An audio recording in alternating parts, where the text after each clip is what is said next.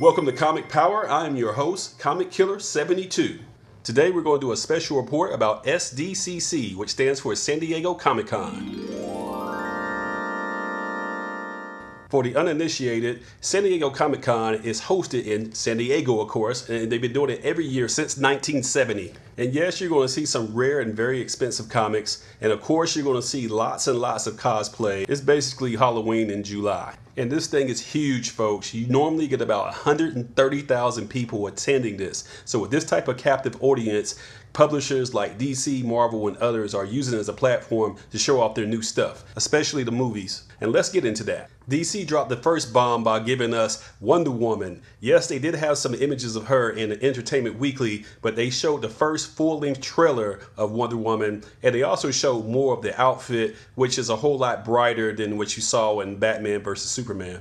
I admit I was one of the biggest critics of Gal Gadot when she was cast for the role, but she impressed me in Batman vs. Superman, and I can't wait to see her solo movie. DC also broke out a model of the uniform shown here, and it looks really badass. And they released a trailer as well as this promotional poster, which looks really awesome. By the way, you're going to hear the word awesome about 50 times a day, so you might get sick of it, but I'm going to keep on saying it anyway. But anyway, I'm extremely excited for Wonder Woman, and I can't wait to summer 2017 when this drops. Now, I would be amiss if I didn't mention Linda Carter. Happy birthday to the original Wonder Woman, who turned 65 on July 24th.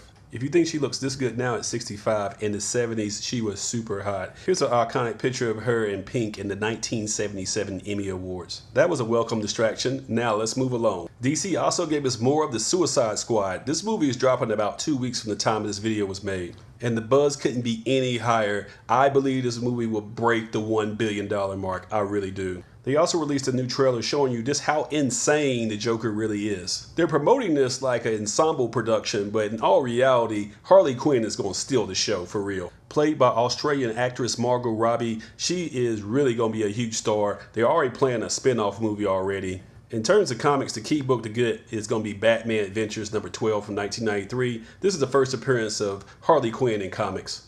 This book is a whole lot more rare than Deadpool's first appearance, and she's just as popular as him, if not more popular, so this book may not have any limit to it. DC also gave us a first look at the new material they have for Legends of Tomorrow, The Flash, and Arrow. They premiered some promotional clips, which were about 2 minutes and 30 seconds long, and they were entertaining.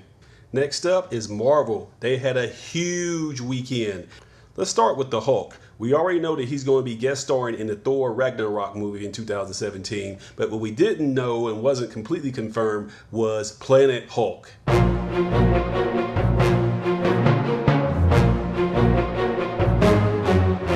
If you're not familiar with this storyline in comics, it starts with issue number 92 of the Hulk back in 2008 when he was sent to a far-off planet and he was fighting as a gladiator. Comic fans have been foaming at the mouth for this storyline, and we're finally going to get it. Not only did Marvel officially announce this, they brought props to Sdcc. Now, how cool is this? Seriously, I can't wait for this movie. But no, the teasers did not end there. They gave us new footage from Luke Cage. Marvel released a trailer of him kicking ass with the Brooklyn Zoo by Old Dirty Bastard playing.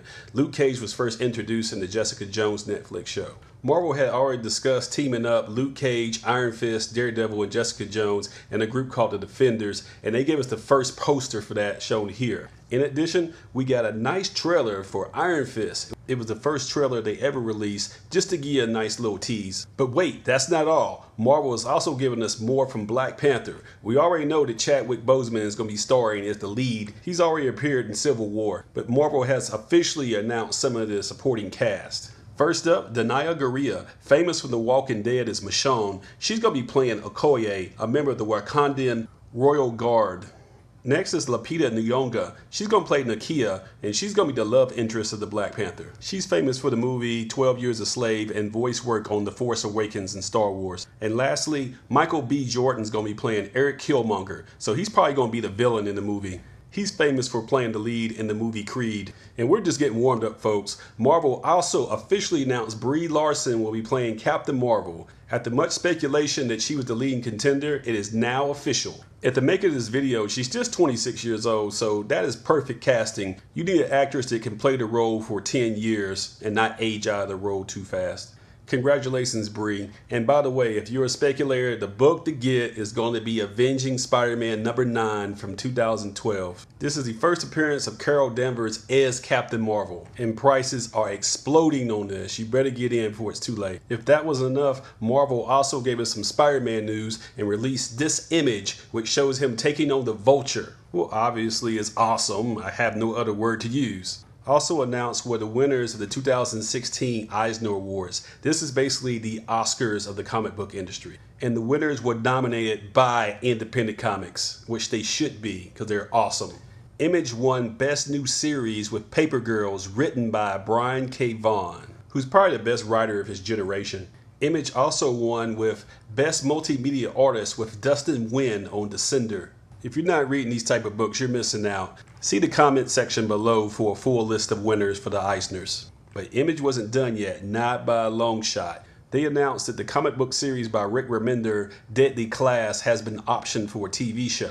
The premise is notorious crime families send the next generation of assassins to this high school to get trained. But wait, that's not all. Also getting optioned for TV is Black Magic, which is written by Greg Rucka and penciled by Nicola Scott. This is the story of Roanne Black. She is a witch, but she's also a detective, and she has that secret she's trying to keep hidden, but it's going to come out eventually. Naturally, the back issue market on both Black Magic and Deadly Class is rising. That's about it for today's special report on San Diego Comic-Con news. I'm sure there's something I missed. There's just too much going on, and there's not enough time to talk about everything.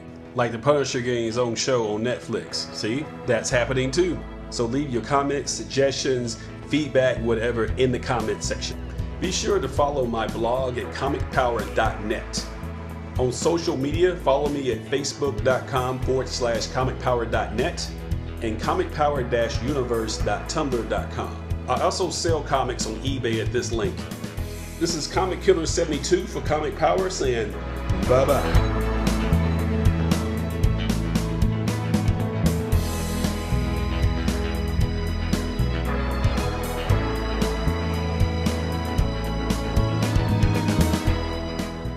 Thank you for watching. Give the thumbs up, share this video, and click on subscribe.